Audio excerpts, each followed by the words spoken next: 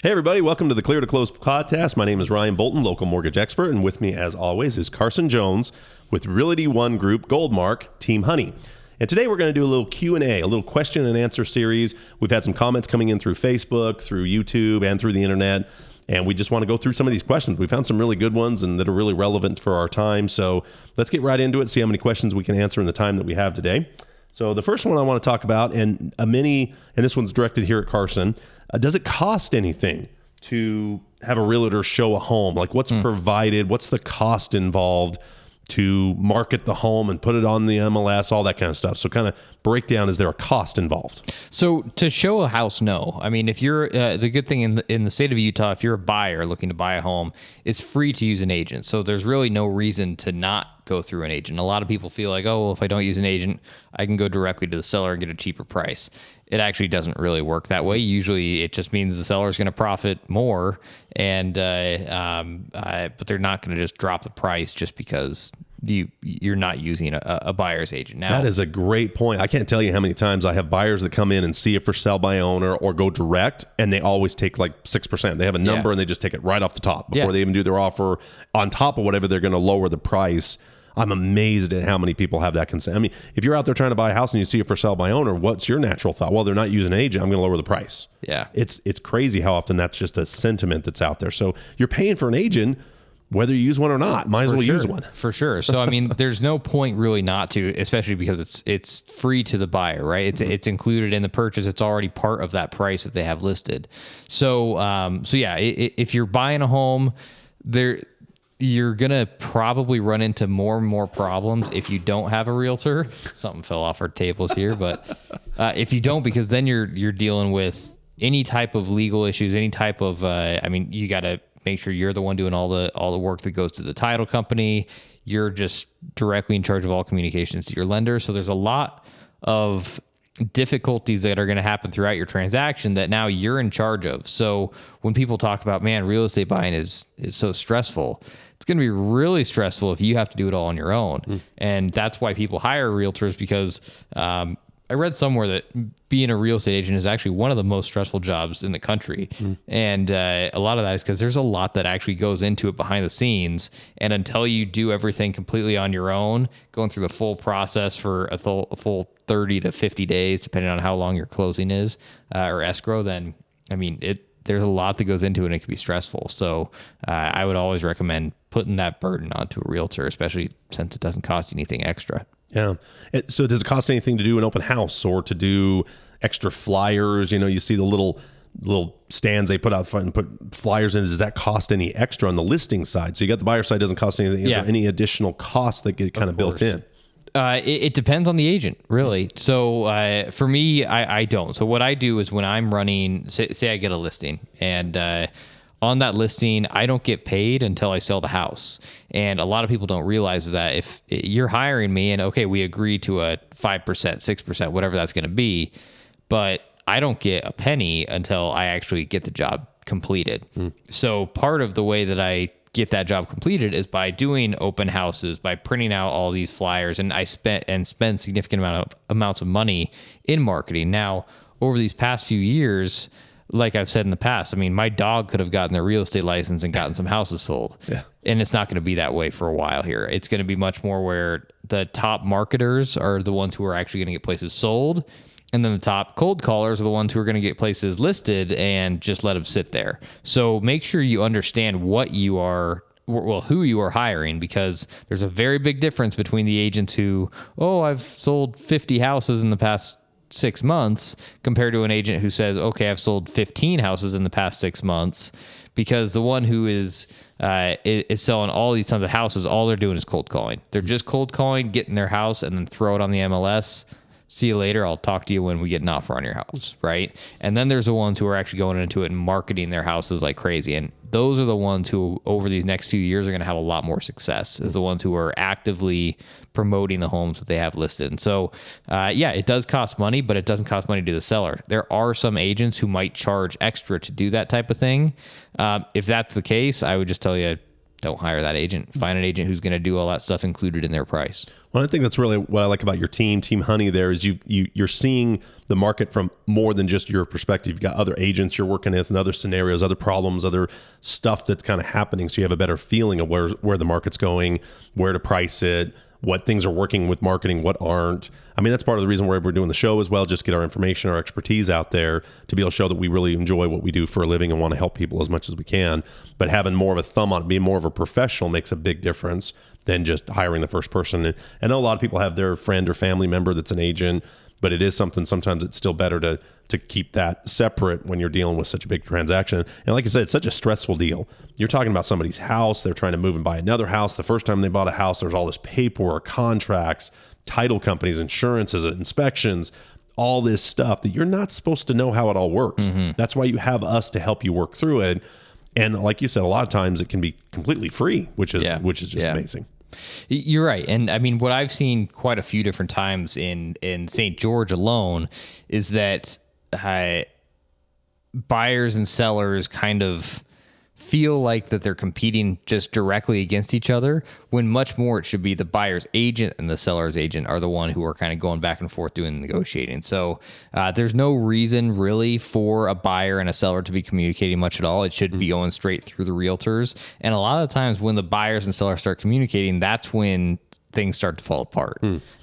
So that's another gets said or promised or offered or something. Yeah. And that's another reason why I would just say be careful, even if it's a for sale by owner, use an agent, right? And again, 99% of for sale by owners are still actually going to end up paying a realtor fee. And that's one thing for sale by owners don't recognize when they go into it, is because since it's free for a buyer to use a realtor in the state of Utah, great, you post it on for sale by owner, but you're actually more than likely still going to have a realtor come to you and say, hey, I've got a buyer for you.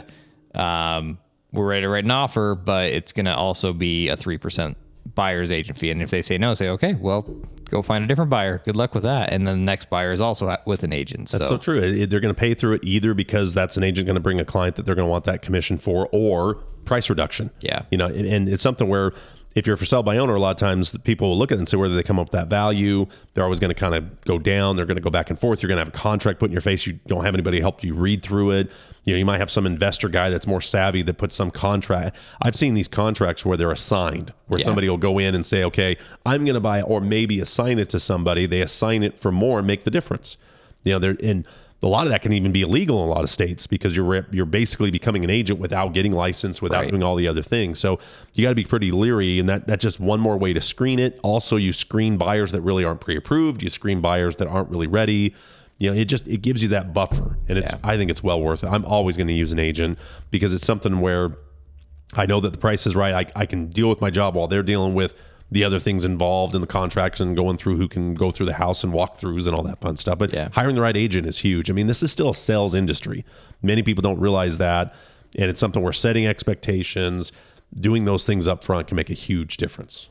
So our next question is kind of along those same lines. It's what is provided by a realtor.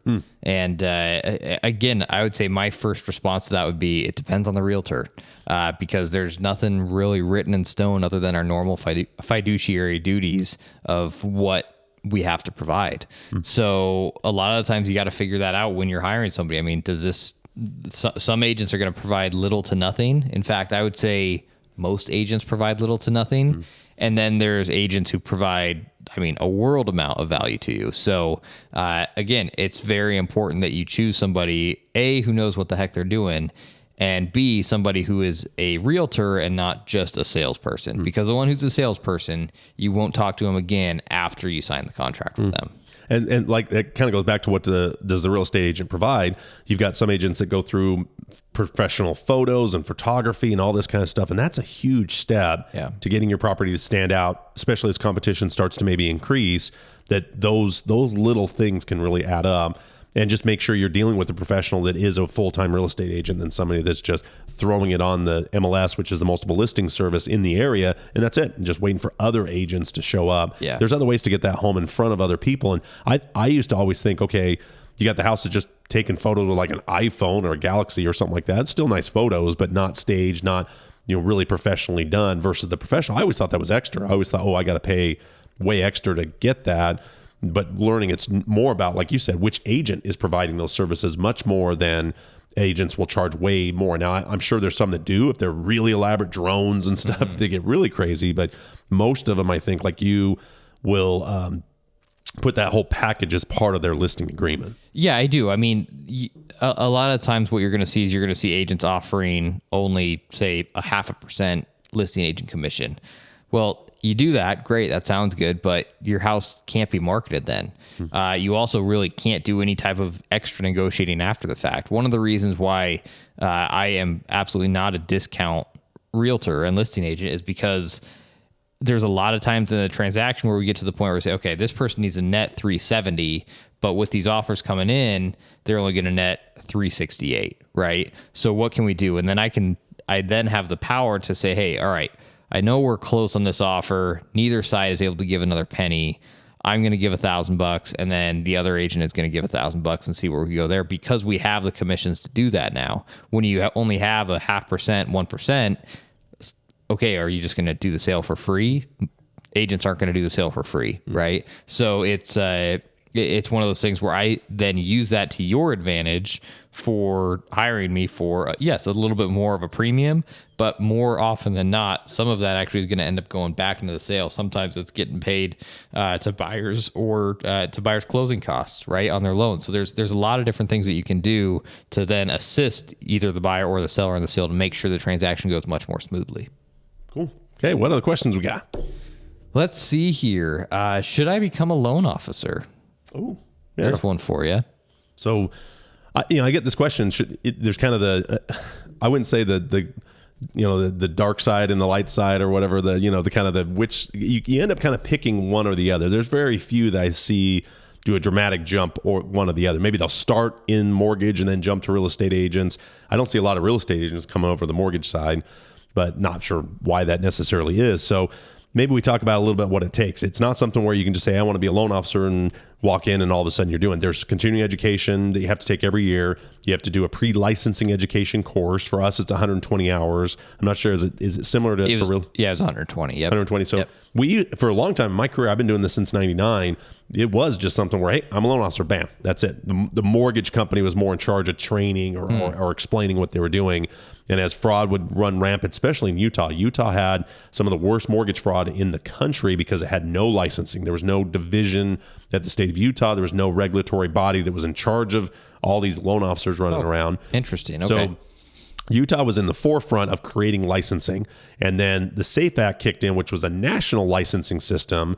So now we have the NMLS, the National Mortgage Licensing System, that you have to go through and get approved for the nation. And then each state will add their own hours or their own requirements to it. So there's a lot of the pre-licensing education course you have to take, then additional stuff for the state that you're in.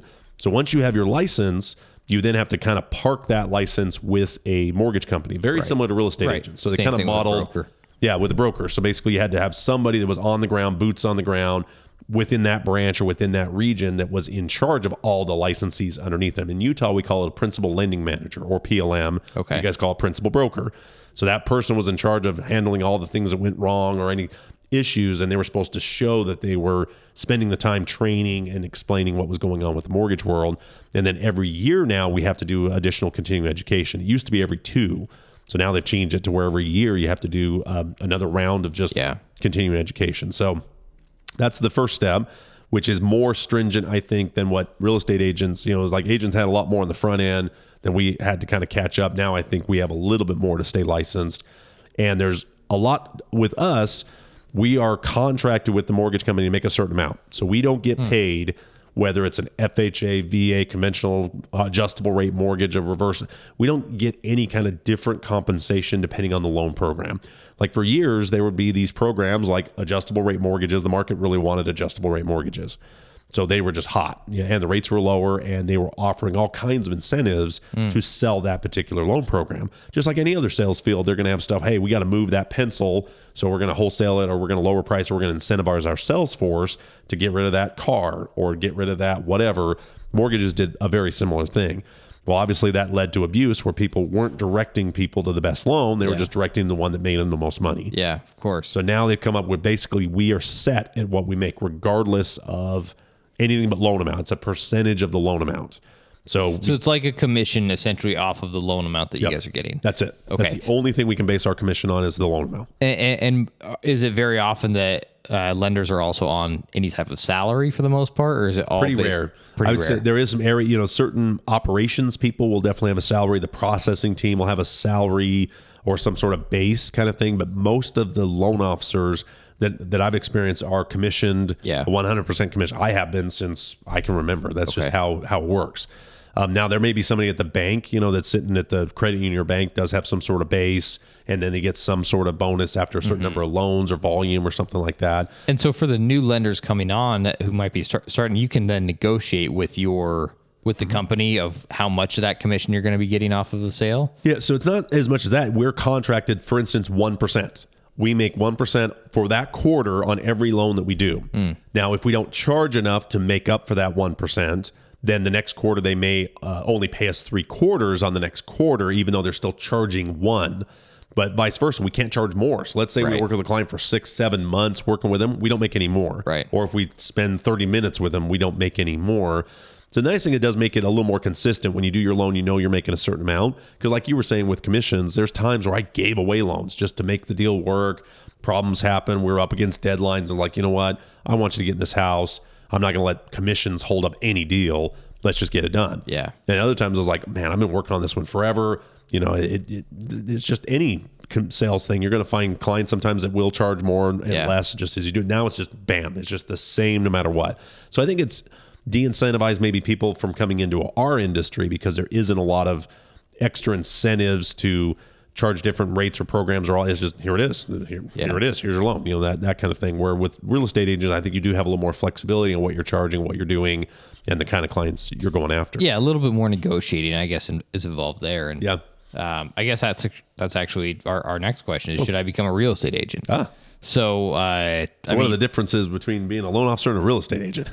I mean, of course there's similarities, but there's big differences, especially, of course, how you get paid. I mean, we've got a lot of realtors just here in town alone. And do you know a number of loan officers right now? Ooh. Is there a number on that? Or? I bet you there is. I bet you I can find it. Go ahead. But going back to a real estate agent. So should you become a real estate agent right now? We're in October of 2022. And so as of right now, the market is beginning to change significantly. The market's starting to go from a heavy seller's market, and we're starting to kind of level out a little bit more and kind of heading in the direction of a buyer's market. I don't think we're there yet, but that's kind of the direction we're heading at the moment with interest rates rising. So I would tell you, become a real estate agent if you're willing to work full-time.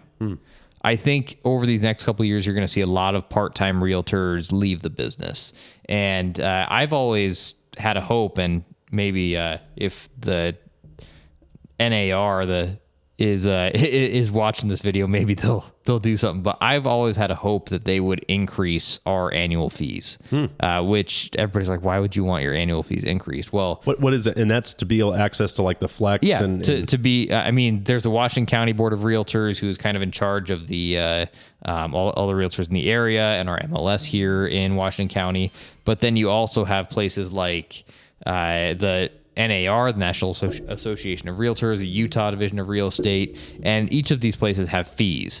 And I would love to see them add in, say, like some health insurance, some big ticket items that make these annual fees, I mean, a few $1,000, right? Right now, they're anywhere from $1,000 to $1,400, depending on where you're at, where you are. In some places, they could be a little bit higher, but I know that's also part of the reason why there's so many realtors right now. They're just charging smaller fees so that more and more realtors can get licensed. And if we had higher fees, I would love to see that. And then all of a sudden it's going to start making more of these realtors who are just selling grandma's home and that's their only house for the year that they're selling. it will start kind of phasing some of them out. So if you're somebody who's willing to put in the time and the work to be a realtor and be a consistent sales, have a consistent sales script going with you, then there's no reason why you can't have a lot of success. But over these next few years, if you're not putting in that time, it could be a really difficult few years to be a realtor. That brings up a question that I saw that I thought was pretty interesting. And that was, can a real estate agent represent themselves? So I see a lot of times where people will renew their license, whether it's with the county or, with the local MLS, which is the multiple listing service. Here in St. George, it's called Flex, I believe, is the software program.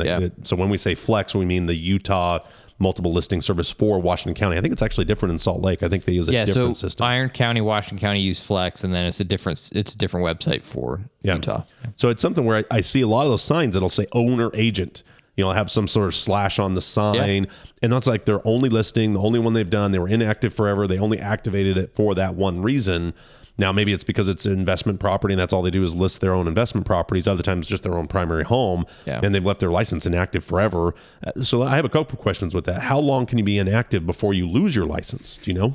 I don't know the exact dates, but there's more often than not, there's a certain amount of time that you can be inactive before you might have to go back and take more schooling in order to get back in. Okay. And then there might be other fees that you're going to have to pay to reactivate it. So actually, October, November, this is when we pay our annual dues. It's a yearly due. These are our yearly dues kind of happening right now. So this is when we might start seeing a few agents start dropping off.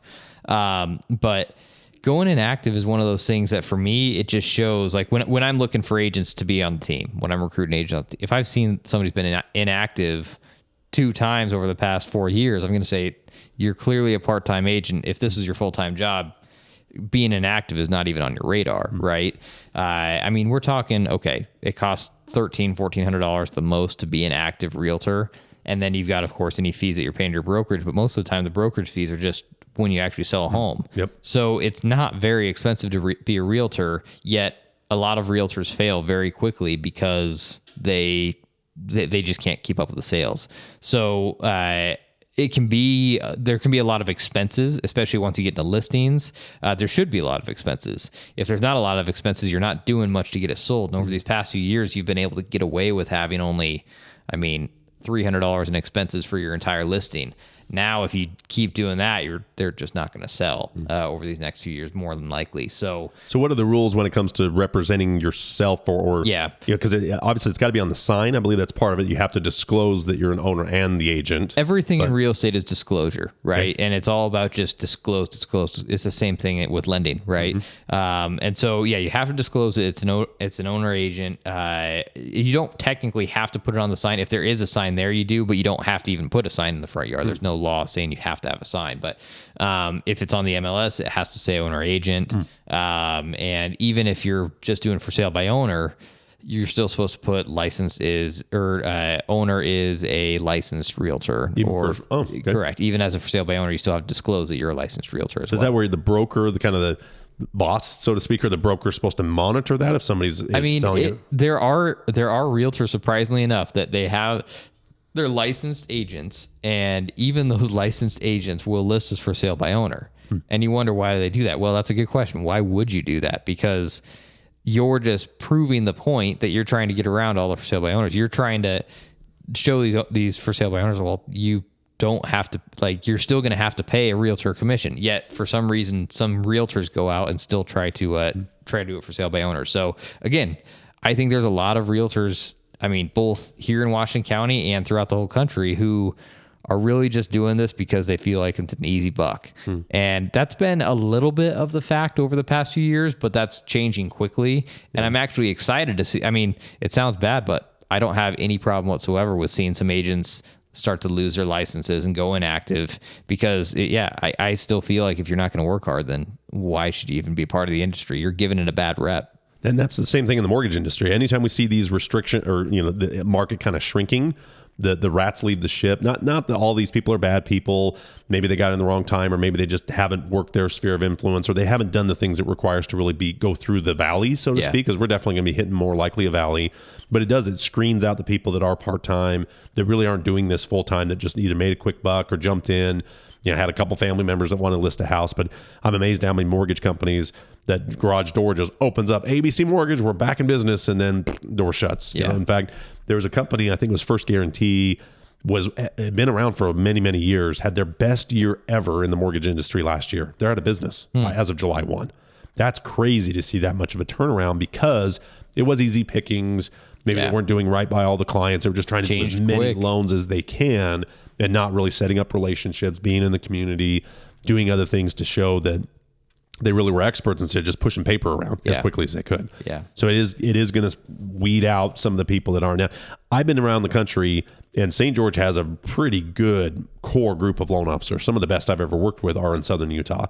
They just care. They're about the community. Most of them have moved here, so they kind of choose the community. It's not something where, so there's a sense of this is my home because I moved here. I chose to be here instead of just born or just be, lucky or unlucky to be born in their hometown. Yeah. There's a sense where everybody wants to get out of their hometown, their little small hometown. So when you move to a place, I think sometimes that changes your attitude about it a little bit. You're a little more involved in the community. You're doing a little bit more to help out instead of just making a quick buck, like you're saying. So with this slowdown, however long it's going to be, I think it's going to, like you said, weed out some of the people that just don't take it seriously, that don't consider it a full-time permanent career. And I think you'll see that with inspectors, home warranty companies, with title companies, lenders, and real estate agents. I think the whole industry, you're going to see a shift from you're just a little kid playing in the sandbox to now you're playing with the big kids here. And if you're not going to be able to compete, then you'll probably be out. Remember that Big Short movie? I remember the guys were just bragging about all the money they were making, and then they were in the unemployment line 6 months later. So that's a tendency. I know there's probably a lot of people that went through that increase for the first time. I've been through it a couple cycles now with refi booms or whatever. And I just knew from the last one, okay, be smart with the money, smart with your advertising. Don't go out and just buy a bunch of stuff, make sure you're smart with it because it can, like you said, it can turn off pretty quickly and you've got to just go back to work. And this is that work section. So let me ask you this. This kind of leads into the next question that I had for you. Do you think that real estate agents, loan officers are going to become obsolete, or is it something with technology and with just the change of the cost and overhead and just the change of this? Do you think it's going to be something where there's a lot of talk about that? That's a great question. And I like that question. I mean, I actually, somebody says, okay, you're a realtor and you're talking about if you guys are going to become obsolete. And I like that because you know what? There's a lot of realtors who will absolutely become obsolete, if not already starting to get in that direction. With that said, you're never going to be able to take away human interaction, right? And we've already got companies like Homey. There's some Redfin. There's some online listing companies, and now all of a sudden you're starting to see them go out of business. So just like you've seen with some of these lenders who have had just all this easy success over the past few years, now just in the past 6 months we've started seeing some of these huge companies start to go bankrupt, and they're just laying off all of their employees because now people are starting to realize that in order to get any of this done, you have to have marketing skill and customer service skill. And that customer service thing is huge. Communication, customer service. It is. I think it's 80% of the job. Maybe 90 at this point. I do too, because the people right now who are going to have success are the people who did well over the past few years for their clients. The people who were just the agents who were just salespeople and just they went in their house, they gave them a really good speech, made them sign a contract, then they said, okay, well, I'm going to go throw this online. I'll call you once it sells. And they did actually really no type of work for them because their assistants did everything. Those agents are probably going to start having a lot more difficult time because their clients don't want to work with them again. And now you're going to see those agents who did a good service for their clients over these past few years. They're the ones who are going to get repeat business, right? And that repeat business, no matter what industry you're in, and no matter what the market is like, repeat business is always top, right? And anytime you can be the king of getting the repeat clients, you're always going to have success. And so that's how I've always run my business, is that the better customer service I can provide them when times start to get more difficult within the market, I'm okay because I know I've still got all those clients who are going to come back to me for the next 20 houses that them and their family members buy in the rest of their life. Yeah. I think that's something agents, I think, do a better job than loan officers, is really that follow-up, the follow-through, because I think you spend a little more time face to face, driving around town, showing them stuff like that, going to barbecue. I mean, there's so much, a little bit more than that than the loan officer side. I thought we've always been a little bit behind on that customer service or that friendship that almost develops more with agents and their clients than maybe the loan officer and the clients. It becomes, I don't know what that is. Maybe it's just the finance side's a little more complicated, or you don't interact with them quite as much because you're dealing with emails more often or phone calls, not necessarily face to face as much as you guys do. But I think it's something that I've learned through my career is do a better job servicing my database, staying in touch with them, just being in front of them, because they're constantly getting bombarded by mortgage advertisements or the servicer of their own loan. Like, I can't tell you how many times I'll do a loan, it gets sold to XYZ mortgage company, and they market the heck out of my client, obviously, and that's fine. That's what they're trying to do, is retain that customer. So you end up losing them. I've had clients, I can't remember that guy's name. They'll hear a radio ad or something. Oh, I remember Ryan, so part of my job is making sure I am staying in front of these clients, because it can be years, 7, 10 years before they even need me again. Yeah. So it is also making sure I have good referral relationships to kind of keep that going. But when it comes to being obsolete, like you said, I think there's always going to need to be a human touch. Yeah. Because when was the last time you asked Siri for something and she gave you something so totally different? When was the last time you opened up a mortgage application? I've got a mobile app that's great, but I can't tell you how many times people open it, don't finish it because they don't know an answer. They don't know, I don't want to put the wrong thing in the box. I don't want to get denied for the loan because I don't know my address that I was at 5 years ago. Right. Or my job, my exact job. There's stuff that people will get on the application and go, yikes, because it's scary. It's 4 pages worth of stuff. Yeah. And I think a lot of people don't want to just have that interaction with the computer or the app. Now, it's getting closer. The next generations are probably getting more and more comfortable with these automated systems. Yeah. But it is something where I think if you're doing your job right and you're communicating and being real and humanizing the process, there's always going to need to be a human in that process. So I don't see it. Now it's changing. It's speeding up. The technology is getting amazing, but I don't think it's ever going to be obsolete where you will want to talk with somebody. And I couldn't agree more. Again, a lot of the technology that's getting developed is by realtors like myself, right? And by some of these top end realtors who are actually looking ahead to the future and seeing that the game is starting to change here. Like with what I'm doing right now with golf. I mean, I just bought $0golf.com where I'm letting people play Pebble Beach for free. I have videos on my channel where people can go play some of the top golf courses in the country for $0 by using me as a realtor. And it's one of those things where I look at it as like, hey, I'm good at golf, so I'm going to use that towards my business also. And that's the nice thing about real estate is you can use what you're good at and what you enjoy to do. You can use that to your advantage to get more clients and make that work. And so I've kind of started doing that with golf because I see, hey, what's another way that I can do this that maybe another agent can't do it? Because, I mean, you'll probably be the first one to say if we had a real estate golf tournament here in town, there's not many agents who are going to be anywhere close to par, right? No. And so that was the thing that I thought moving to St. George, being a loan officer, I thought, man, I'm going to go with agents every week or title people or go play, have a weekly there's game. Not as many. It's surprising. I'm really surprised. They play, but maybe not the level that you and I are fairly good golfers, especially if you look at the average golfer. We're definitely above average. So that can be a little intimidating. I've had a bunch of people say, well, I don't want to play with you. You're way too good. And it's like, no, that's part of just playing, going and having fun. But it is amazing that there isn't that many that really are elite golfers. and you've done it as well. I mean, find your niche. I mean, when we say, I mean, should I be a realtor? I mean, find your niche. I mean, for me, golf has always been my thing. And so I figure why the heck not use that to my advantage for real estate as well. Hannah Noxon, who's on our team, she's been in the pageant world for a very long time. She was Miss Southern Utah, I think a couple different times. And she very much uses that, just that pageant world as ways to get new clients as a realtor. No, I think that's that sphere of influence and what you're passionate about and excited about. It ought to be part of what you're doing. So you get up in the morning every single day. If it's something where you're just dragging and pushing paper all day long, wishing you were doing something else, well, what you're wishing to do has people that also wish they were doing that. That can be part of your sphere of influence where you can start tapping into it. So I have a little worksheet that I've been working for the last little bit called Famous with 50. And it's just being famous with 50 people. And it's really cool because the worksheet will say, okay, well, who do you think of when you think of a dentist? Or all these categories. And you say, well, I think of this person. Well, do they think of you as a mortgage officer or a real estate agent? Yeah. Maybe, maybe not. If they're not, then that's something where you can start that conversation with them. And it's really cool. The worksheet will give you different topics to talk about to find the hobbies of other people, the things they're passionate about, and the things they're excited. Maybe they're big readers or golfers or fishers or hunters or car people or bike people or boat people. I mean, you get in these worlds, you know, like the Jeep commercial, everybody's doing a little peace sign or something. You know, when I'm on my motorcycle, whenever you see another motorcycle on the road, you kind of put your hand down. It's just an indication, hey, I see you, be safe out there.